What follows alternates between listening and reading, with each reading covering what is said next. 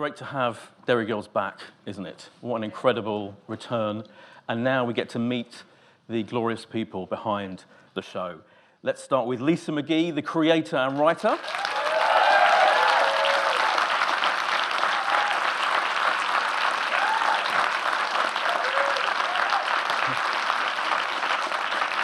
Director Michael Lennox.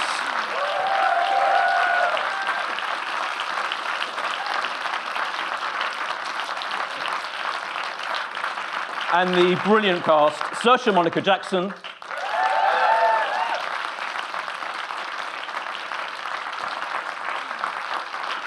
Nicola Coughlan.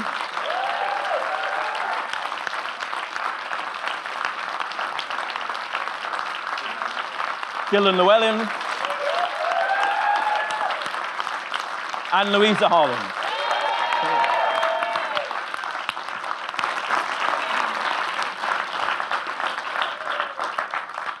I thought, congratulations, particularly Lisa, on, because this is the difficult second series. Yeah. Ian Katz of Channel 4 mentioned all the stats at the beginning there, like the most popular show ever on TV in Northern Ireland. Yeah. Channel 4's biggest comedy launch since 2004, no pressure. Did you feel, so coming up with the second series, had you started writing it anyway when it became a phenomenon, or was the phenomenon there and then you had to come up with? I hadn't thought about it until it was recommissioned, and I was a bit nervous at the start about coming up with these stories again, but the minute it was recommissioned, I knew it had to happen, and Mike needed something to shoot. So there came a point where you had to sort of get over that and just put that to one side and concentrate on what stories you want to tell and what first excited you, why I wanted to write this show in the beginning. And then, didn't sort of worry about how it would be received until this week. And so far, it's going well. Yeah. And I know you had an event, you had the premiere in Derry itself on Monday. How did that go? And are you now, you're like the Beatles, because you're on the cover of all the papers, weren't you? And how was the whole experience for you? We were in Belfast Airport, very hungover, with all the papers spread in front of us. We were like, oh God, people asked us for photos and you'd want to cry, be like, we are disgusting. And you don't want a photo of that happening. But it was amazing. Saoirse Monica, yeah. Yeah, obviously being from Derry myself, it's obviously so surreal. Obviously it's bigger when the rest of the guys are home and it's like, oh my God, it's them. And it's like, it's a lovely feeling and an incredible feeling having the screening there to have the support of your hometown, and they fully support the show and back it, and they've really took it to their hearts. And I'm also very proud of where I'm from and the fact that everybody in Derry are so welcome to you. So it's a lovely thing for me as well. They like Dylan the most. Yeah. It's really unfair. We did a pint pulling competition and Dylan pulled quite a weak pint, I think he'll admit, if he's honest. And they were like, oh, the wee English fella was the best one. They kept saying, stop telling them what to do, stop. And I was like, we're literally not, but they love you, don't they? Yeah, I think so. Every time we spoke at the Derry screening, I got a round of applause. It's like I'm an alien or something. You're just that witty and funny. That's Apparently, I'm kind of like Jack Charlton. Yeah, I say he's the most beloved Englishman in Ireland since Jack Charlton. Yeah. That's coming back. Wow. Oh, we love Jack. Do you know how Irish people here? So, like, Jack was the big guy, right? Yeah. So you're like the manager of this team. Is that how you see yourself? No. You're not.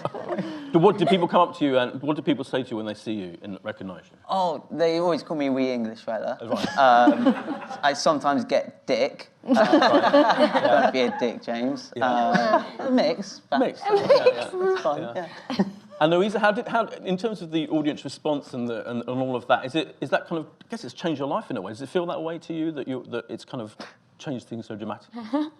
Yeah, I don't think I've really absorbed it. I don't think any of us have really taken it in, and everything is still very exciting to us and still incredibly cool. If you go into Derry and people call you by name, that's very cool for me, and yeah, it's been amazing. Overwhelming, I think I would say. Yeah.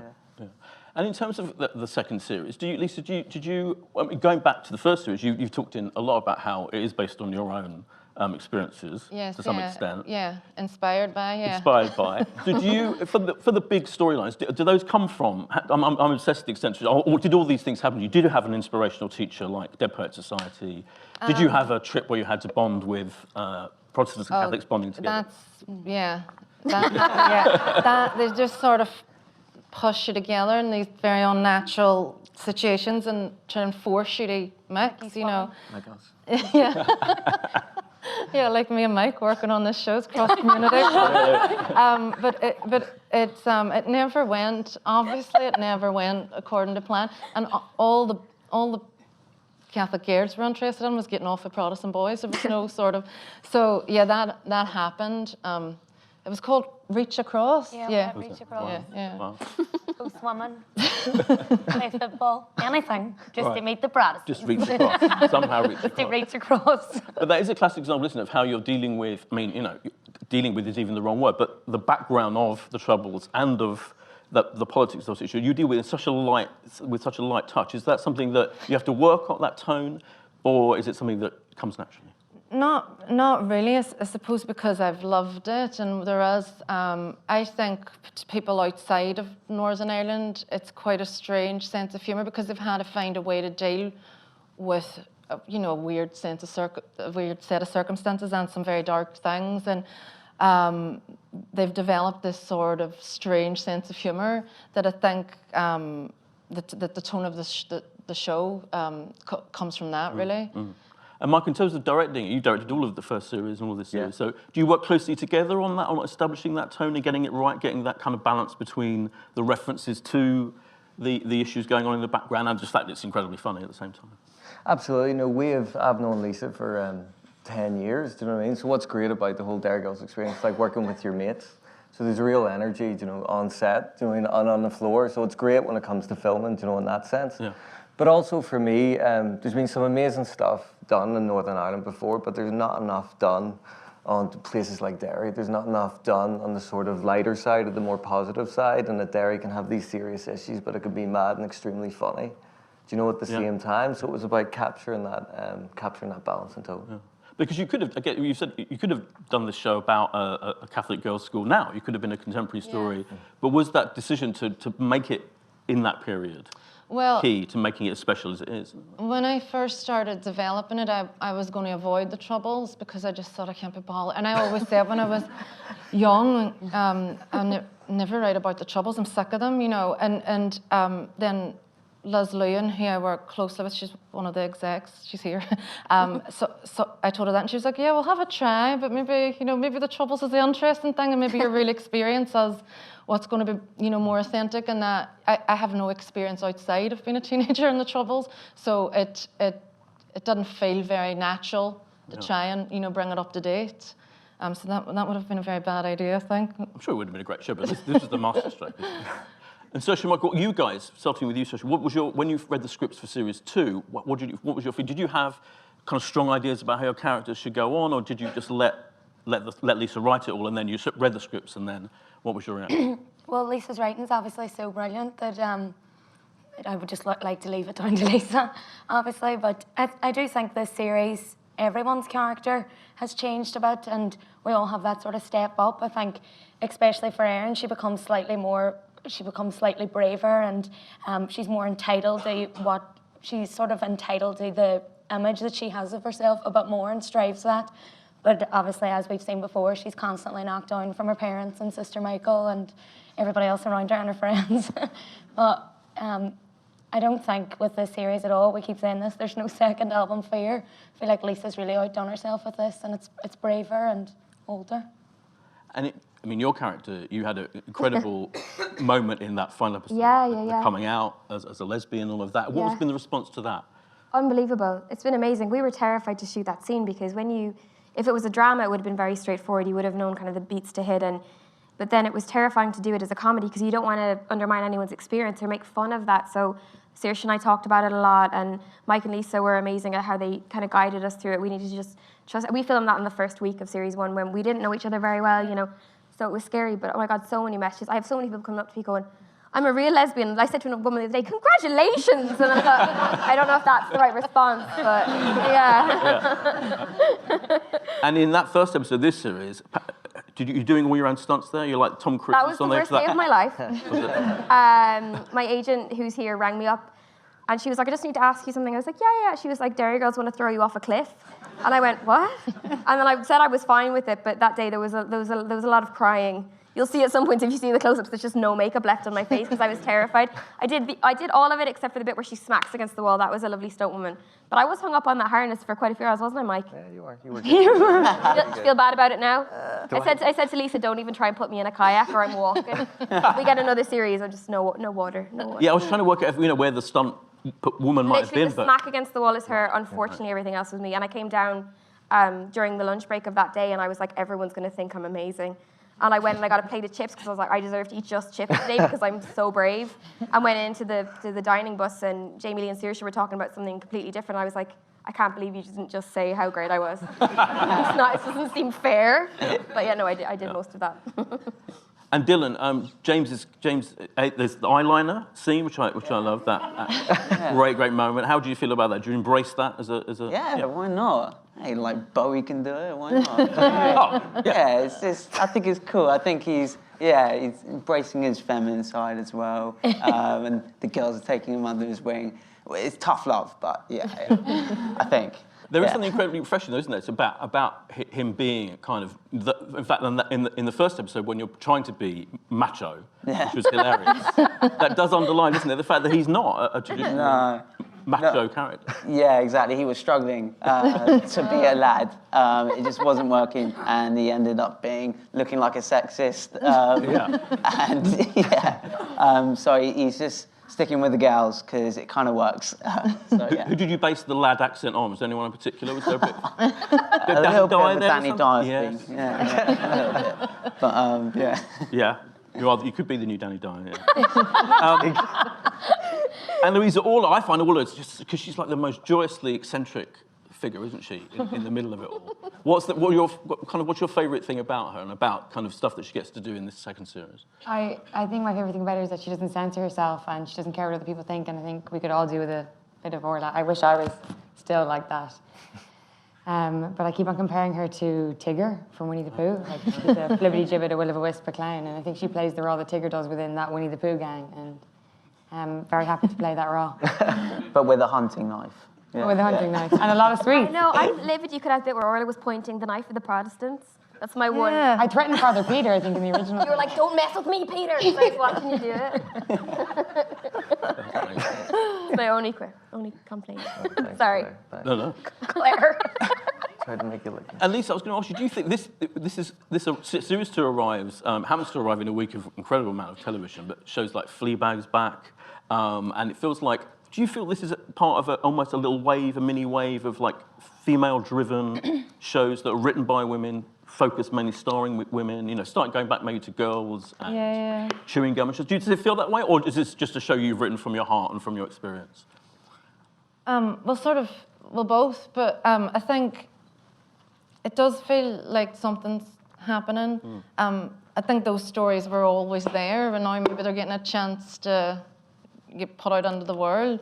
I think what we're really seeing is new types of female characters. So I love Fleabag. She's not very likable though, but it's an amazing show, an amazing piece of writing. But I love it's a type of woman that I think lots of us recognise as well in our 20s and stuff. I think also Daisy May Cooper, I love This Country. I think the character Daisy May Cooper plays in that, who's this sort of young woman who pretends she's sort of hard and in gangs and that people are afraid of her all up and down the country. I know women like that. I've never ever seen them on that sort of Egypt on TV, be female, if you know what I mean. And the girls in this show, so I like now that we're getting to see not just women being funny, but maybe in ways that only men were allowed to play before, Yeah, absolutely, yeah. Michael, you are allowed as a man to direct the show, though. Does it feel like you're in the middle of a female-driven thing, though, and is that an important element of it to you? You laugh. No, I don't really think about that. No? I've got Dylan. I've got Dylan. Is that important? The two of you. We're close together on Right. set. We're outnumbered. Right. No. It's great. It's a real treat for me.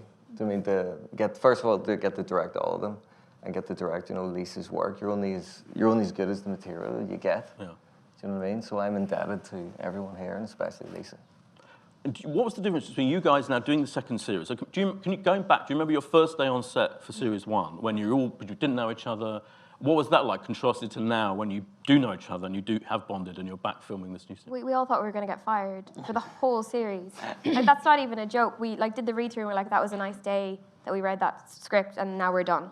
And they'll realise they've made a huge mistake. It was only on the very, very last day of film we got one of our drivers to go through McDonald's drive-through with us, and then we went, guys, we didn't get fired, and we were so thrilled. And I think we feel less like we're going to get fired is one thing. And how was it? And going back when you reunited for the start of filming this series, how was that? How did it feel? Sorry, what was... When you started filming on this series, Yeah. series 2, was that a completely different experience? Then now you all know each other. Yeah, big time. I feel like it's kind of you see your old friends again, sort of thing. And I think we didn't have that kind of teething period of discovering our character in the first season. Second season, we knew we could, when we were on the read-through, reading the script, we kind of had the voices of the other characters in our head, and the chemistry with the cast just really clicked. Yeah, second time around. And you're spending a lot of time, I guess, all day on set with each other. It's pretty much every scene, most scenes you're in together. Do you get sick of each other, or do you even carry on? Oh my God, Do you socialise? I hate them. They're the worst people. Tell them to give me a grand, literally, to sit on the stage with them because they're so awful. No, we actually choose to spend time together off set. It's so crazy. We actually like each other. It's weird. It's like we're in boarding school. We're in these apartments together at night time, so it's 24/7, but it's great. It's great. Do you have a sense of this? We're talking about how it's become. It's not just a show on TV. It's a phenomenon. It's a pop culture phenomenon. Do you have a sense of why yourselves? Do you sit back and think, why has it become such a huge thing? I think that's down to so many elements. Obviously, the 90s is so fashionable at the minute, and obviously the political aspect, ironically, reflects today, and that's accidental. But I really think it definitely comes down to Lisa's writing and Mike's directing, and combining that together had such a brilliant, unique, authentic vision for this show, and for us, it's just great to be part of it. The cast is so good as well, and Judith was so good. Judith is Who plays she's Mr. Brune in amazing. the second episode. Yeah, who plays She's here Mr. tonight, so she's Brune. probably absolutely mortified now. Yeah, but definitely, it was a lot of luck. You're very lucky to find all these actors and for it just to sort of click and work. So it was there was a lot of luck involved in it as well, I think. And now for you, the writer of it, now that you know these people, the characters and the actors playing them, did that make writing it easier as well? Yeah, it makes definitely the lines and the jokes a bit easier because you know what way they'll sound, I suppose, and you also know there might have been something in series 1 I wouldn't have risked, but I know Saoirse will land that, so I'll try it or whatever, with all of them, I've sort of taken maybe more risks I wouldn't have last year because I know how good they are now. Is it hard to get the period element of it? Is it hard to get that right, and is it hard to not overdo it in a way that you're kind of and to make? I guess it's the 90s isn't so long ago. Yeah. I remember it very clearly, and it feels, there is that universality to it. I feel like, of course we would have been talking about the usual suspects. I think maybe if I'd been, because I was a teenager at that time, there's something sort of just that never leaves your mind. It's sort of there, and it's. If I was writing a show, say, about the 70s, I might overdo it with the references because I'm not as familiar, but it's that thing of, I think we all get stuck a wee bit at around that age, and that music's sort of secretly our favourite music, and we say things like the films were better then, and do you know what I mean? Yeah. So the references are sort of all there because I loved through it. And the music, do you pick the music? Do you put music suggestions in the script, or does that come later when you're? Some music suggestions are on there, and some me, Mike, and the other execs talk about, and the editors. We all think about that. Yeah, so it's a mixture really. And in terms of the look of it, I feel like is it the case that did you have more money to spend in terms of it? Feels like slightly bigger, no? Visually more, slightly more. Am I imagining that? I don't know. No, that's a great thing. Thank you. Yeah. I'll take it. You'll take it. I'll take it every time. No, just with the second season, we wanted to continue what we did with the first, but we always want to be more ambitious. Do you know what I mean? When Lisa was doing, let's do Abseiling, or let's do Dead Poets Society homage, or all the other stuff, and we've got in the episode, I think that's what makes it fun for someone like me. I think Mike and I also have this sort of obsession with showing Northern Ireland in a pretty, nice, bright, It looks amazing, yeah. non-scary way. So, yeah, that's very important to us, you know, that it looks like somewhere you might want to go as well. Yeah. Now, as well as being a huge triumph on Channel 4, the show's also on Netflix, which means it's become a global phenomenon. How is that, do you now get attention from all around the world, from Americans? How is that? Louisa and I, we went to New York for my birthday, and we kind of thought no one will, the show had been out like 2 weeks there or something, so we kind of thought no one will know who we are. The minute I landed at JFK, these girls came over and were like, "You look like Claire from Derry Girls." I was like, "I am her. This is so weird." And we got sent shots in all the bars that we went to. We should bring over here. I feel like that's a great thing. Should be like, "Oh, look, your show. Here's alcohol." You're like, "Oh, okay, this is great." It was so bizarre, wasn't it? Great. Yeah, really. So much. Dylan, how's it changed for you? Have you had a lot of attention globally? Yeah, well, no, it's just like all over. But yeah, especially Ireland. It's like Ireland's baby, really. And but yeah, like you said, worldwide, you've been getting love from like Cuba and Brazil and like the most random places. Love the show, and it's really nice feeling to know that. Yeah. Mm. And there's a huge thirst for the show. I mean, like, you know, this screening. People were anticipating this, you know, everyone I spoke to was incredibly excited about it. Now that it's about to be out there, and now you've watched it on a big screen, all of that, you're confident that it's going to get another great response, and you kind of, is that a relief, having made all I wouldn't say I am confident until it does that. You know, like, I just think you never know. You just never know. And yeah, fingers crossed. And I just don't want to we did an amazing thing, I think, last year, especially in Northern Ireland, you know, and I don't want people to be disappointed. So I'm just like, I hope we do the same again. I'm pretty confident that. Oh, thank you. Yeah, definitely. Right, let's throw it open to the audience. We've got about 10, 15 minutes. There's roving mics, so if you put your hand up, if you're a journalist, say where you're from. If you're not, then just ask a question. Lady in the second row in the middle. Hello. Hi. Hi, yeah, I just wanted to say hello.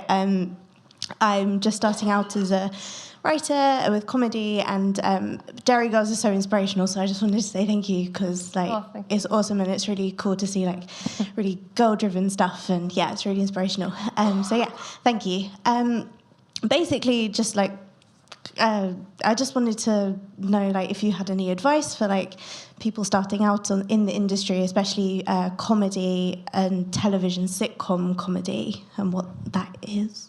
Well, I sort of started writing drama and then fell into writing comedy by writing about very specific things I wanted to sort of explore. And I think one piece of advice I always give to writers starting out is just find the people that share the same vision as you. So, like, you know, the two execs I worked with, the two female execs on Derry Girls, I've worked with for years. And yeah, the other thing I think is when you're just starting out, you're so keen to get something made that you just say yes to everything. Every note's great and all that, but I think learning the difference between a good note and a bad note is really important. You know, not being closed off to every sort of change, but also knowing when you're right. And it's hard to sometimes always judge that, but I think if you just sort of listen to yourself and your instincts and why you wanted to do it in the first place and what story you're trying to tell, you'll know. I don't know if that's any help. Great, that's amazing. Thank you so much. Thank you. Cheers. Who's next? Oh, right at the back. Hi, I'm Rachel Thompson from Mashable. So I have a question about the music, because I noticed in the first series that there was a song by the Cranberries that was the theme song. I think it's Dreams. Yeah. And I noticed just now in like the 2 episodes we watched that there were like at least 3 Cranberries songs. Yeah. And I just wondered if that was deliberate, because my parents are Northern Irish and they are obsessed with the Cranberries. And growing up in that household, they played the same album non-stop. So was it No Need to Argue? Yeah. And 3 of the songs I think were from that album. Yeah. So I wanted to know if it was on purpose. Well, I'm a big fan of the Cranberries, and I think last year it was we tried that song, and it wasn't like, to be honest, I wasn't definitely sure about it. I thought maybe it's a bit too Irishy, you know, like maybe you're hitting it too hard. And Fiona McDermott, actually, from Channel 4, said, no, look, you should just use the Cranberries. It's brilliant, and everybody will, you know, respond to that, and they did. And that's like now giving us, I suppose, more confidence to use more of them, because we know it was, people went, oh God, remember the Cranberries, and remember how brilliant they were. And that album is amazing. So, yeah. Cool. Yeah. Thank you. Thank you. A lady right in the middle at the back. Yeah. I just want to say I'm English and I'm old, but I think the humour in this is universal. I don't think it's about Derry as much. Obviously, it is about Derry, but I was at school, a girls' school in the 1960s, and all my contemporaries find this very, very well observed. We had a headmistress, wasn't a Catholic school. Our headmistress, Miss Sykes, we had to queue up to see, and that was Sister Michael, and there was a boys' school. And I think why this series has done so well, not just in Ireland, because everything is universal. The humour transcends for all age groups, and everybody can see something very, very funny in the whole of it. And also for people who know anything about religion, Catholicism, you don't have to be Northern Irish and the Troubles to know that everything that Lisa has written is very, very funny across the board, I think. Well done. Thank you so much. Can I just say that's my mother-in-law? I knew it. She's biased. Any other questions from people not related to the gentleman there? So cute. Hello. I filmed quite a lot in Northern Ireland, in Belfast, and it's quite a good machine there with the Titanic Studios and so on. What's it like not filming in Belfast in Northern Ireland? What's it like? Sorry, not... No. Facilities, ease of access, all that sort of stuff. When we film in Derry? Yeah.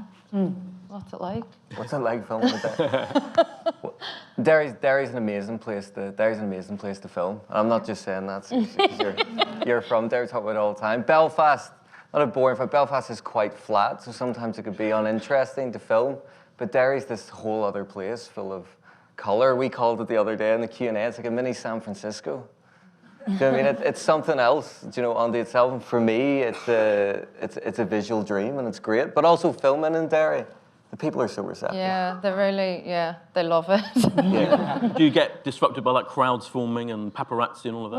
Well, we were quite worried about it for series 2 because it is huge in Derry. But there were crowds, but they were very respectful of it and very sort of. Nearly like they would tell other people off for making everybody in the whole city just had to be quiet because we were filming, you know, telling the dogs off for barking sort of thing, you know. But yeah, it was a brilliant experience. I loved shooting there. Thank you. Just 3 rows from the front. Thank you. My name is Robin Parker from Broadcast Magazine. I suppose speaking as a viewer, selfishly, we want as much of this show as we can. You're but one writer. And it's about the teenage years. Do you have in your head an idea of how far you want to follow these girls, and whether it's even possible for others to join you in that writing team as hopefully more series are made? And do you feel the pressure to write quickly now to make the most of it while the iron's hot and while the show's in production? Yeah, they're very good points. I definitely have an end point I'd like to get to. I've sort of always thought I would try and follow a political big political broad story from one point to, the point where I'd like to take it. And the gang would stay around that age, or a year or two older. The gang stays sort of much as they are for that period. But yeah, in terms of it would be lovely to have all the writers, because it has it's hard work, and it's hard thinking of the story sometimes, but it's so particular.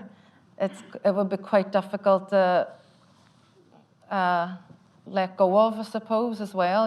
It's so specific. It's not just an Irish show or a female show. It's about, a very certain moment in time, and a really, Derry's not even like Belfast. Do you know what I mean? It's its own peculiarities and stuff. So yeah, it's but there definitely is a pressure to feel like, well, it depends if we're allowed to make more, but I think there's more story in it, definitely. I bet you will be allowed to make more. Just guess. Gentleman in just a row back, yeah. Great, thanks. It's actually quite interesting watching it on the big screen, and what went in through my head when I was watching it was, would you ever consider making it into a movie version of Derry Girls? Good question. Yeah, I would love to, I think. Although the 90-minute thing sort of terrifies me, but I'm sure I could, if I could find a sort of structure that worked and a story that worked. Yeah, it would be. I think I'd love to give it a crack. Yeah. Not making the offer, honestly. But, I think it'd be a brilliant. I mean, given the international reaction as well, I think it'd be very worth thinking about. Yeah. I bet you'd like to direct. Yeah. And a lady just at the end there. Hiya, I'm Roisin Lanigan, I'm from ID. I know that you said there that it's obviously not just a show about women, it's not just an Irish show, but one of the things that really struck me when I watched it, when the first season came out, was that you never get a chance to see Irish female characters that are funny, especially not in Troubles things. It's always you're someone's sad girlfriend, or you're someone's bereaved wife, and oh God, did he do a lot. But I just wondered, how conscious were you of that, and whether that was something that you wanted to address and rectify? Definitely, that has always annoyed me so much, because the women in Northern Ireland, or in Ireland, Irish women, I think, are so funny, and yeah, they're just always they're always victims, always victims of something to do with the political situation or the Catholic Church or whatever. And while all those stories are dead important and we need to see them and hear them, I just think there needs to be joy as well, and we need to be allowed to tell the stories that other people from around the world are allowed to as well. Thank you. Oh, yep, there you go. Oh, hi, I'm Sally Abbott and I'm a writer, and Lisa, I've got to say to women writers, you are our goddess. And you are all goddesses, especially Dylan. And it was amazing. Derry Girls coming out last year was just amazing, and that women and girls and Dylan obviously can be funny, and that's great. I just wanted to ask a question, which is, what have you found as the difference between writing drama and writing comedy? I'm a big fan of yours, by the way, as well. They're both just really, really painful in different ways, And I think the sort of, the structure of the hour-long drama is just agony, where it's just awful, and the amount of story it eats up, and I start writing a drama and I think, I have a whole first series, and it'll be used in the first act of the first episode. With comedy, it's that every line's examined for it has to be funny, so that I also find structure in comedy hard as well, and story hard and all that, but it's that every single sentence has to be earn its place. It has a job, it has to make people laugh. So I just think they're difficult in different ways, and when I'm writing the comedy stuff, I want to write drama I'm on it because I'm fed up. It's too hard. And when I'm writing drama, I want to write comedy. So I just feel like it's all agony. Thank you. Thanks, Sally. The gentleman in the middle of that row, there. Thanks. Right. 2 questions. Firstly, to Louisa and Nicola. Saoirse and Jamie Lee have a head start because they're from Derry, but did you have difficulties getting the accent right? And secondly, to Lisa, it's a question about James's father, because the story is that James's mother got pregnant and went to England for an abortion, which she didn't carry through with. Yeah. So presumably she got pregnant in Derry. So presumably James's dad is not just still alive, but also still in Derry. No, she got pregnant in Mallorca on to an English guy. So James is half English, half Irish. Is this a revelation? I didn't know Mallorca. Yeah. That's breaking news. She came back to Derry, discovered she was pregnant in Derry, and then went to England. Yeah. The accent, we were terrified. Terrifying. We were terrified, the two of us. Yeah. Luckily, we have Saoirse and Jamie on set as our kind of vocal coaches. But it was really scary because when the show got announced, we were going, well, why would they cast a girl from Dublin and Galway to play Derry Girls? And you're going, oh God, I don't know why. And you just hope, and you really, I think you want to then, honour the people of Derry and not screw it up, basically. But my favourite thing was that some of Saoirse's friends saw me on the show and went, no one knows who that wee girl is. No one knows where she went to school, who her friends are. So they just thought I was so nosy, Derry people. Yeah, I was some strange homeschool person that had lived in a hovel that they'd never seen. So they thought I was really from there. So that was great. Their accents are amazing, and definitely as an actor working alongside them, it makes you feel like you need to up your game anytime I'm approaching a script with an accent, because their accents were flawless in the show from the start. Thank you. Brilliant. We've got time for one more question, I think. So, and the lady right in the second row down here. Thank you. Hi there. I just wanted to say I absolutely loved the show. Me and Joshua, my friend here, are obsessed with it. Last year, as we are sort of young actors starting out in our careers as well, so it's really inspiring for us to see, especially me as a woman, to see young female actresses doing something funny, as you were saying, echoing what was said about being victims, and I think that's generally the case with a lot of female characters. So it's really refreshing to see. Also, what I wanted to ask you was, for Lisa, the characters that you have, like the family and the supporting characters, are they based on like your actual family members? I mean, my granddad was from Northern Ireland, and he passed away a couple of years ago. And me and my mum always say when we watch Derry Girls, Grandad Joe is just.